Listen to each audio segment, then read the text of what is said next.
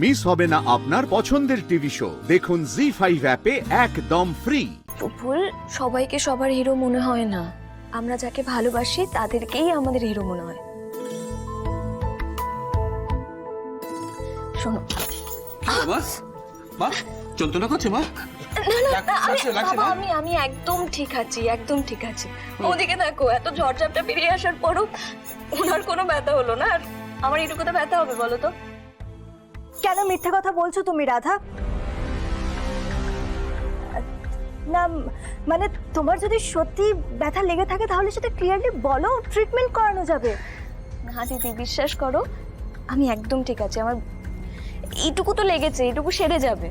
তার থেকে বরং যে সব থেকে বেশি কষ্ট পেয়েছে আমরা তার যত্ন নিই, তার কাছে শুনি যে সে কি চায়।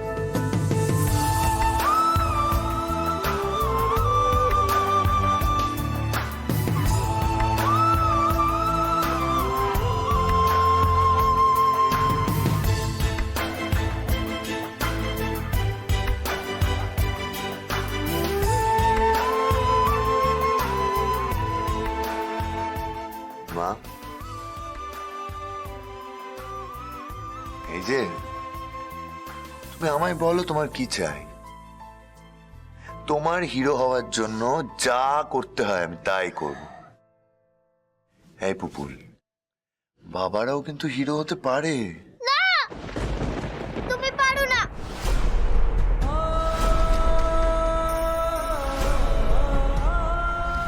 তুমি শুধু আমাকে চকলেট এনে দিতে পারো, খেলনা এনে দিতে পারো, গিফট এনে দিতে পারো, আর কিচ্ছু আনতে পারো না।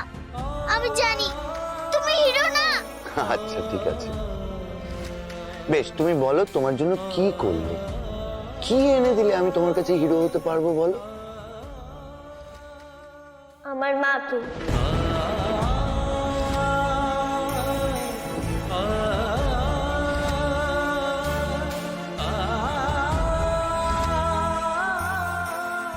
আমার মাকে এনে দিতে পারবে তুমি?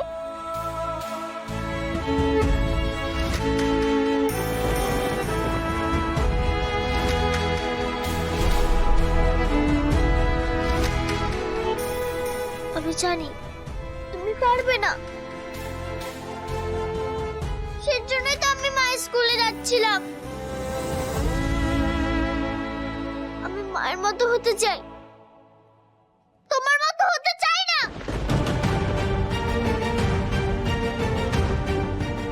হিরো বলে ডাকলে সবাই হিরো হয় না।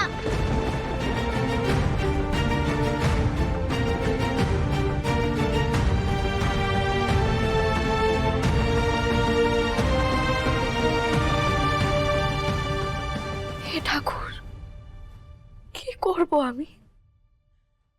আজও মেয়েটার কাছে যেতে পারবো না, ওকে একটু আদর করতে পারবো না, ওর মাথায় একটু হাত বুলিয়ে দিতে পারবো না। কি করব আমি? বকুল, এদিকে এসো, এসো।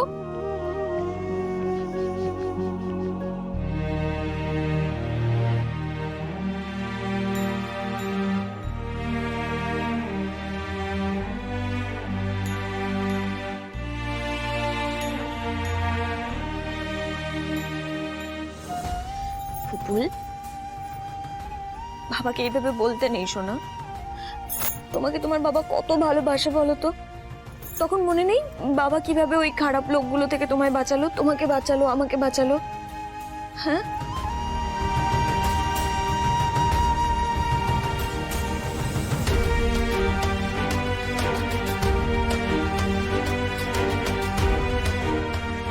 বাঁচিয়েই তো সব প্ল্যান ভেস্তে দিল আদিত্য। না, এই মেয়েটা অনেক কথা বলেছে, এবার একে থামাতে হবে। রাধা, তুমি আজ যা করেছো সেটা কিন্তু সত্যি তুলনা হয় না। সত্যি তো, আজকালকার দিনে এরকম নিঃস্বার্থভাবে প্রাণের ঝুঁকি কে নেয় বলো তো? কেউ না, কেউ নেয় না রাধা, কিন্তু তুমি নিয়েছো। শুধু শুধু একটাই প্রবলেম, তোমার ম্যাচুরিটিটা একটু কম। আসলে কি বলতো, এইটুকু মেয়ে তো, ছোট জায়গা থেকে এসেছো, তাই একা একা চলে গেছো হিরো হতে।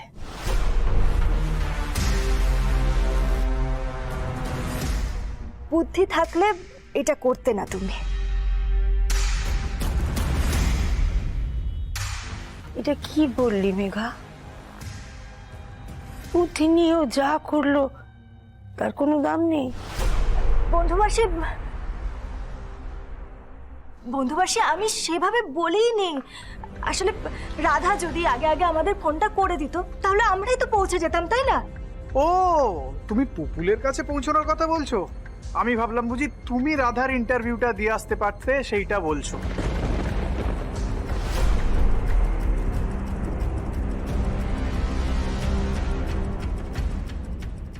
সব সময় মজা ইয়ার্কি আমার পছন্দ নয় অভ্র, স্পেশালি পুপুলকে নিয়ে তো আরোই নয়। তুমি কি করে বুঝবে বলো তো একটা বাচ্চার ব্যাপারে? মেঘাদি, নন্দিনী, তুমি বোঝো তো মেঘা, তাহলেই হবে।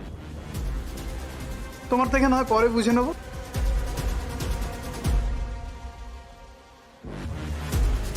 এই কথাগুলো এখন বলার কি মানে মেঘা? আমি বুঝতে পারছি না কেন হয়তো কথাগুলো বলছো। আদিত্য দেখো, আমি তো রাধার ভালোর জন্য বলেছিলাম। ও যদি আগে আগে একটা ফোন করে দিত ব্যাস, তাহলে তো হয়ে যেত না? আমি তো ফোন করেছিলাম দিদি, উনি তো ফোনটা ধরেছিলেন মনে হয়। হ্যাঁ এক্স্যাক্টলি, ঠিক ঠিক ঠিক। একটা ফোন এসেছিল, আমি পুপুলের গলার আওয়াজ পেলাম। আমি তোমাদের সবাইকে বললাম না পুপুলের গলার।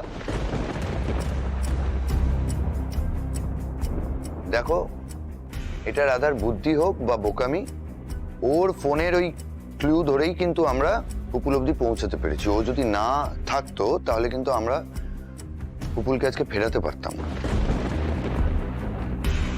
একদম ঠিক দাদা ভাই। আমার না একটা জিনিস শুধু মাথায় ঢুকছে না, মেঘা দিদি ওখানে কি করে গেলেন? মানে ওই জায়গাটা কি করে চিনলেন?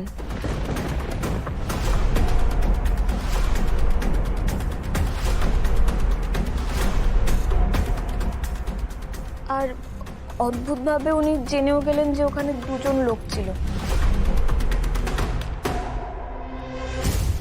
কি করে?